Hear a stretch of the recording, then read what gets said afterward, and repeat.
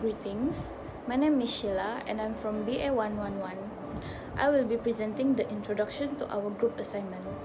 Before I start, I would like to thank Madam Farhana for guiding us throughout the course of this assignment. And I would also like to thank the cooperation of the group members for making this assignment a success.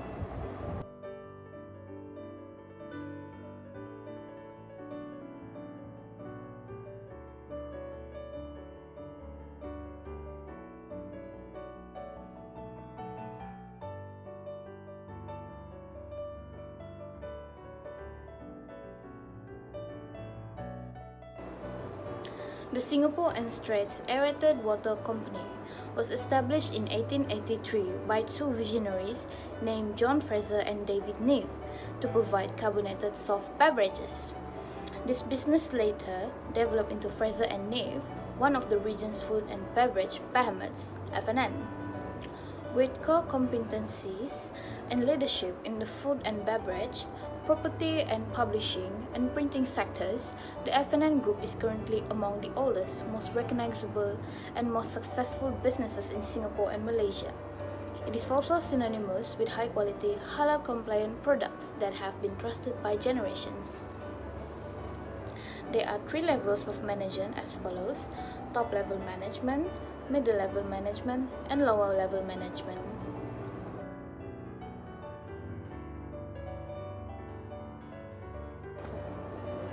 The four most common types of managers are top-level managers, middle managers, first-line managers, and team leaders. These roles vary not only in their day-to-day responsibilities, but also in their broader function in the organization and the types of employees they manage.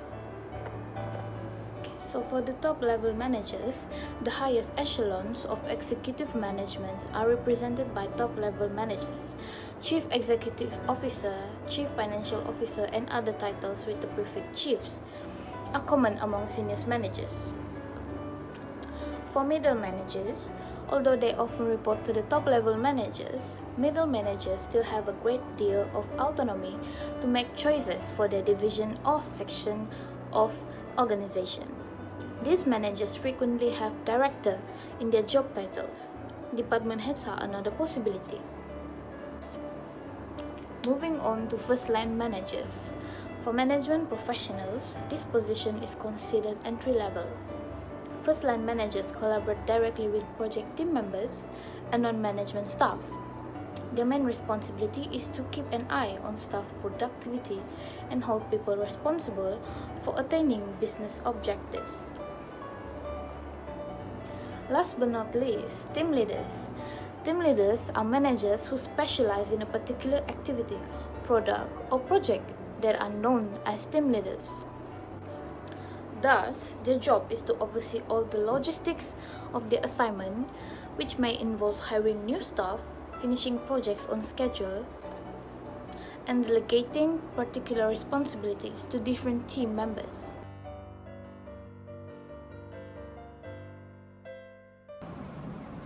Training. The FNN Sdn Bhd region is to become the total leading F&B company in Malaysia.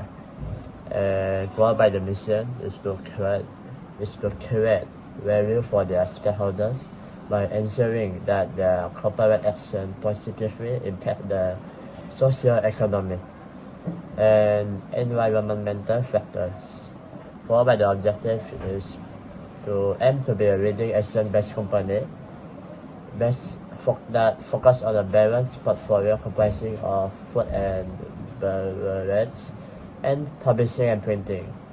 And finally, the goal is to minimize their impact on the natural environment.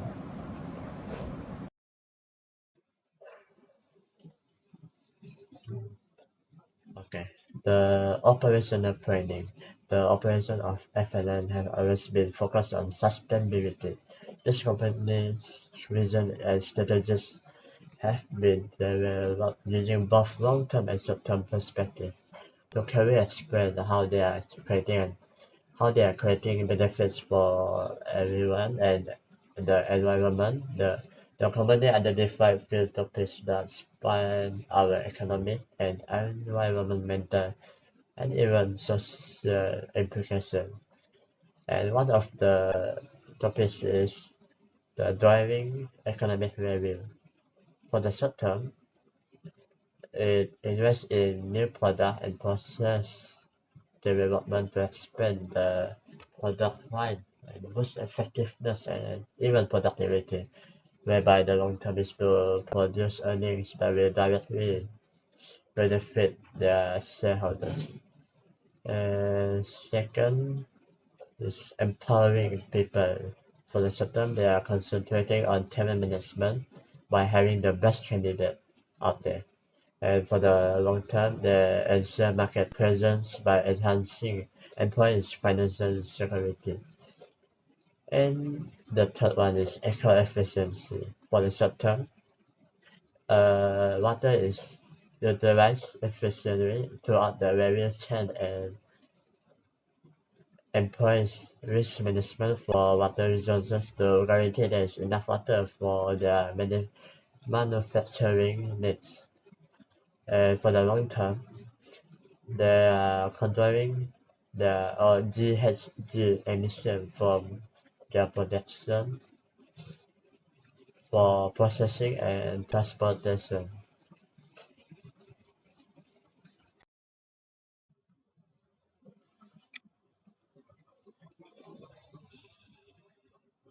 Organization. As we know here, Mr. Remy Hall is the current Chief Executive Officer of Fraser and Neave Holdings Berhad. The organizational structure of FNN Holdings Berhad is the function structure.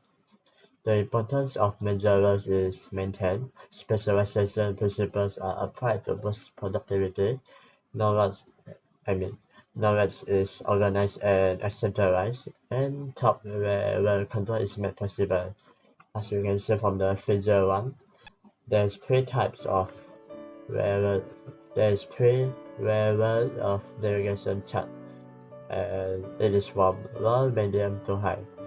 And other than that, this organization has a high level of delegation adopted, whereby the CEO will allow the subordinates to make decisions and carry through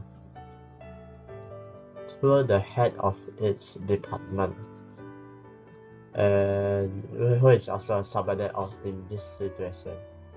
And they will carry out specific duties related to that department.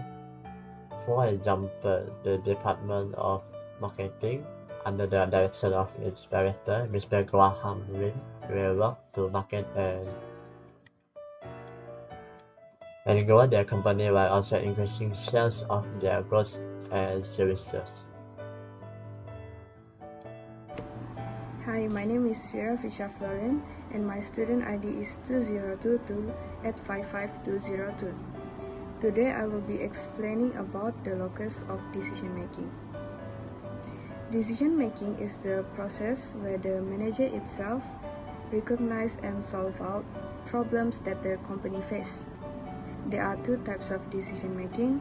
First is program decision and non-program decision. Program decision are repetitive and routine in nature. It also involves the decision that already have a plan or rule in place and is used to reach solution or conclusion. For example, our company product is manufactured under stringent international quality and food safety standards. This is because our company is built on earning the trust of our consumers as well as enhancing their future well-being. Apart from that, the locus decision making in this company is decentralization. Decentralization is also known as the delegation of all authority. Our company FNN decision making involves systematic dispersal of authority. For example, their communication flow is open and free, and everyone is allowed to give their opinion according to the issue. As for decision making, our company multiple person that already been given the authority by top level management has the power to make decisions. This is best suited to our company, Fraser and Neave, because decentralization is best utilized by big and giant companies that have multiple branches across Malaysia. Thank you.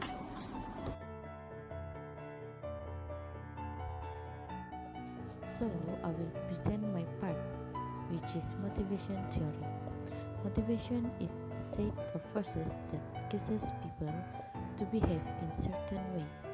It is a physiological process that gives purpose and direction to behavior.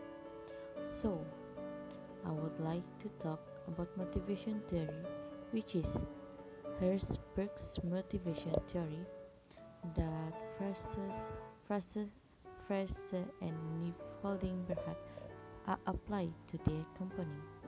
There are two factors in this motivation, such as hygiene factor and motivator factor. Motivator is can encourage the employees to work harder. Meanwhile, hygiene factor is will not encourage employees to work harder. The company will be training the new employees to be the talented one in the company. They also will keep on motivating them through certain goals and review by the workforce from the employees that will make FNN be success and the most famous factory in Malaysia. The employees will receive a bonus as a reward for them. That's all from my part, and thank you.